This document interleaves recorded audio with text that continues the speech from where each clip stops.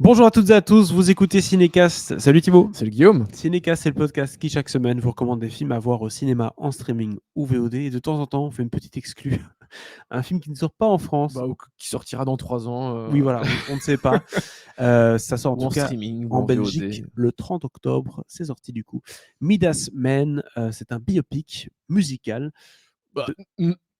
C'est un biopic. Un biopic. C'est pas une comédie musicale. Mais il y a de la musique dedans. Mais c'est sur la musique. Oui, c'est ça, Bah tout oui. à fait. Et pas n'importe quelle musique, d'ailleurs. C'est sur le 5e Beatle, comme on dit. Enfin, Exactement. comme on l'a surnommé pendant longtemps. Tout à fait. On va dire un peu qui c'est après, juste expliquer de qui c'est. Joey Stephenson, ça c'est le réalisateur, Yes. avec plusieurs acteurs, Emily Watson, Eddie Marsan ou Jacob Fortune Lloyd. Et ça parle de qui? Maintenant, on révèle qui est le 5e Beatle. Brian Epstein, Yes. manager des Beatles, qui, voilà, forcément, il a fait plusieurs découvertes musicales incroyables. Et il était là, au fond de la salle, quand les Beatles se sont produits, entre guillemets. Et c'est là qu'il a senti le truc, il a senti le filon, il s'est dit, c'est le prochain Elvis. Et il a tout donné pour faire de ces enfants-là des stars, n'est-ce pas? Il en a fait le plus grand groupe de l'histoire de la musique, C'est sans clair. doute. Et effectivement, évidemment, il ne le savait pas à l'époque, mais Non. voilà, c'est l'histoire d'un manager un peu hors du commun quand même. On regarde un extrait d'abondance. Hello, my name is Brian Epstein. Hello, my name is John Lennon. My name is Paul McCartney. George Harrison, how do you do? Pete Best. What I saw on that stage, I shall never forget it.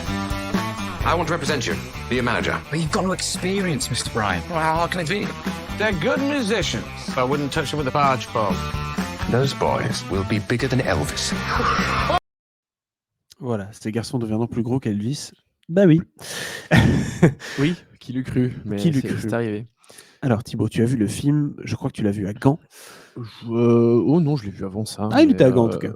C'est possible. Mais oui, j'ai vu le film. Parce que, bon, déjà, je suis plutôt un amateur des Beatles. Et de la musique tout court, un peu. Voilà, de la musique tout court. On l'a peut-être senti dans ce podcast jusqu'ici. Quelquefois, oui, tu crois que ça arrive que je parle un peu de musique de temps en temps? U2, The Boss. U2, jamais encore. On n'a jamais eu U2? Non. Oula. Springsteen, oui. Bientôt, il y aura U2 live à The Sphere, tu vois. Non, mais on va pas parler des versions live des groupes. Mais j'aime beaucoup la musique. D'ailleurs, je pense que je ne pourrais pas vivre sans musique. Ce serait même plus dur que de vivre sans film. Oula. Ouf, t'es sûr? J'aime plutôt bien. Ouais, je pense.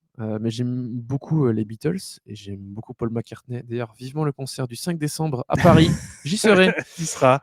Yes, parce que McCartney en concert, c'est incroyable. Mais donc, les Beatles, d'ailleurs, c'est pas la première fois qu'on en parle dans le podcast. Enfin, nous, c'est pas la première fois qu'on enregistre dessus. C'est la première fois que le podcast est publié. Parce que les Beatles, les droits, c'est protégé de ouf. On a un dark épisode.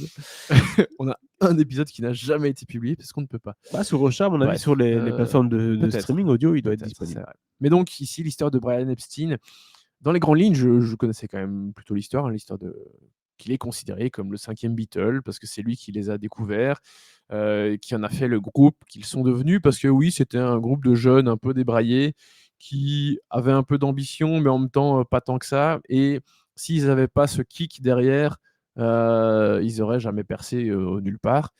Et c'est ce fameux Brian Epstein qui, de base, en fait, ses parents avaient un magasin de fournitures, de meubles, voilà, tout ce qu'il y a de plus classique, des tables, des chaises, voilà.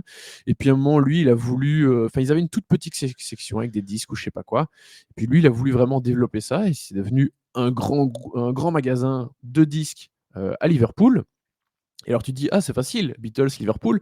Mais non, en fait, les tout premiers disques des Beatles étaient édités par un label à Hambourg. Et donc un jour, le gars, il reçoit un disque, on lui dit, voilà, les prochains disques de Hambourg, en fait, ils vont arriver plus tard que prévu. Il fait, ah ben non, ça va pas, on dit à nos clients qu'on les a en une semaine ou en je sais plus combien de jours et tout. Il lui dit, mais en fait, par contre, le groupe, en fait, c'est un groupe de Liverpool. Du coup, il s'est dit, hop, je vais aller les voir. Il va dans cette petite salle et là, bam, la révélation. Et donc, il a voulu devenir manager, chose qu'il n'avait jamais faite auparavant. Bah non, il était vendeur de 33 tours. De disques dans un magasin, c'est ça ? Dans un magasin, donc il connaît pas grand-chose, si ce n'est qu'il connaît quand même, il a quand même un petit réseau. Mais lui, il avait du flair et il a voulu les pousser. Les soutenir le plus possible. Alors maintenant, quand on connaît les Beatles, on se dit, ah, c'est facile, mais ça n'a pas été facile. C'est jamais facile avec aucun groupe, c'est facile. Personne. Parce que personne n'a voulu d'eux. Vraiment. Voilà. Hein, c'est au moment où c'était la dernière chance que ça a fonctionné. Mais sinon, personne ne voulait d'eux. Et donc, le film suit l'histoire d'Epstein, son ascension, parce que les Beatles, ça n'a pas duré très très longtemps non plus. Non, c'est une courte histoire d'amour. Parce que Epstein, même lui, il n'a pas vécu vieux, hein, il est mort à 32 ans d'une overdose. Donc le film traite évidemment de son addiction, de l'argent, de son homosexualité, parce que l'homosexualité dans les années 60-70 en Angleterre, c'était pas trop ça. Non. C'était même très très illégal.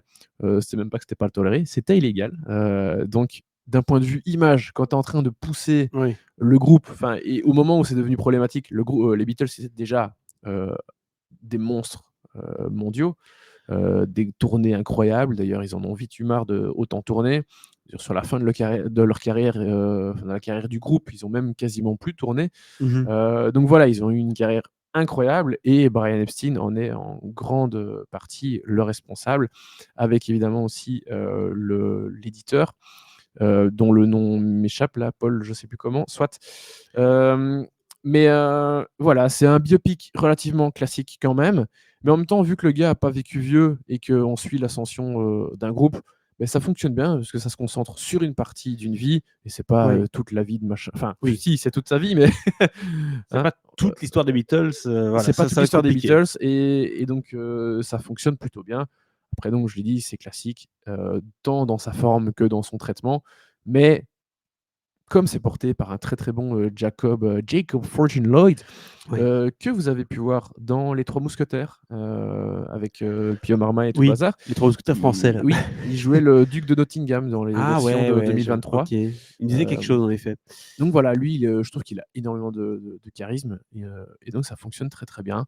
Voilà, ça reste un biopic classique, sympathique, on passe un bon moment, même si vous connaissez dans les grandes lignes l'histoire des Beatles et même un peu de Brian Epstein, vous passerez pas un mauvais moment parce qu'il y a des Ouais. choses intéressantes, il y a des bons petits rappels aussi.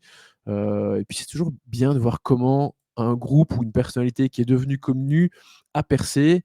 Et c'est bien de rappeler aussi un peu les difficultés, parce que comme j'ai Évidemment. dit, c'est pas parce que tu as été le plus grand groupe du monde que ça a été évident et que ça a été super facile. Non, il y a du travail. D'ailleurs, si vous avez payé attention à la bande-annonce, quand Ils ont chacun dû se présente, ouais. hein, il y a John Lennon, il y a McCartney, il y a Harrison, et puis hop, Pete Best. Bah ouais, Ringo Starr n'était pas le premier batteur des Beatles, on a tendance à Ouais. l'oublier, même si c'est un excellent batteur, et j'aime bien le rappeler en tant que Ouais. batteur. Et puis, ils n'étaient pas habillés de la très même manière sous-estimé. aussi. Ils étaient habillés avec des vestes en cuir. Et puis, Mais oui, forcément, on a dû voilà, mettre des il y petites a coupes, tout un n'est-ce pas? travail marketing, Ouais. musical, un travail de logistique, de rigueur qui a dû être mis en place parce que Pete Best, ils ont dû le virer, hein, il n'est pas parti de lui-même, hein, il a bien senti que le groupe, ça pouvait décoller un petit peu et donc il a été mis à la porte.